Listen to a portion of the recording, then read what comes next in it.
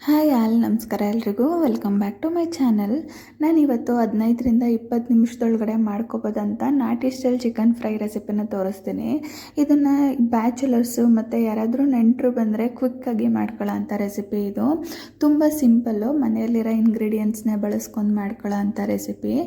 ಇದನ್ನು ಹೆಂಗೆ ಮಾಡೋದು ಅಂತ ತೋರಿಸ್ತೀನಿ ಬನ್ನಿ. ಫಸ್ಟು ಒಂದು ಬಾಣಲಿಗೆ ಎಣ್ಣೆ ಹಾಕ್ಕೊಂಡು ಎಣ್ಣೆ ಚೆನ್ನಾಗಿ ಕಾಯ್ದ ಮೇಲೆ ಇದಕ್ಕೆ 2 ಮೀಡಿಯಮ್ ಸೈಜ್ದು ಈರುಳ್ಳಿ ಸಣ್ಣ ಸಣ್ಣ ಕಟ್ ಮಾಡಿ ಹಾಕ್ಕೊಂಡು ಚೆನ್ನಾಗಿ ಫ್ರೈ ಮಾಡ್ಕೋಬೇಕು. ಈರುಳ್ಳಿ ಎಲ್ಲ ಚೆನ್ನಾಗಿ ಫ್ರೈ ಆದಮೇಲೆ 2 ಮೀಡಿಯಮ್ ಸೈಜ್ದು ಹುಳಿ ಟೊಮೊಟೊನ ಸಣ್ಣ ಸಣ್ಣದಾಗಿ ಕಟ್ ಮಾಡ್ಕೊಂಡು ಚೆನ್ನಾಗಿ ಬಾಡಿಸ್ಕೊಳ್ಳೋಣ.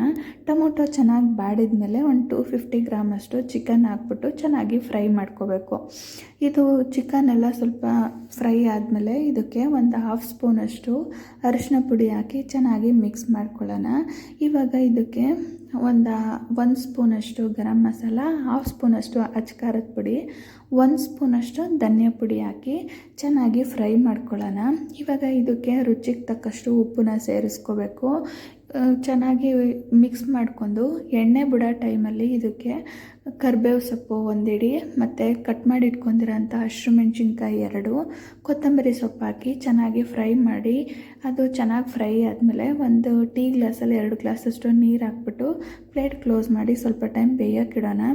ಇದು ಗ್ರೇವಿ ಥರ ಬೇಕಂದರೆ ಸ್ವಲ್ಪ ಗ್ರೇವಿ ಥರನೂ ಮಾಡ್ಕೋಬೋದು. ಗ್ರೇವಿ ಬೇಡ ಅಂದರೆ ಚೆನ್ನಾಗಿ ನೀರು ಹಿಂಗೋವರೆಗೂ ಬೇಯಿಸ್ಕೊಂಡ್ರೆ ಟೇಸ್ಟಿಯಾಗಿರೋಂಥ ಚಿಕನ್ ಫ್ರೈ ರೆಡಿ ಆಯಿತು. Thank you for watching my video. Please like ಮಾಡಿ, ಸಬ್ಸ್ಕ್ರೈಬ್ ಮಾಡಿ.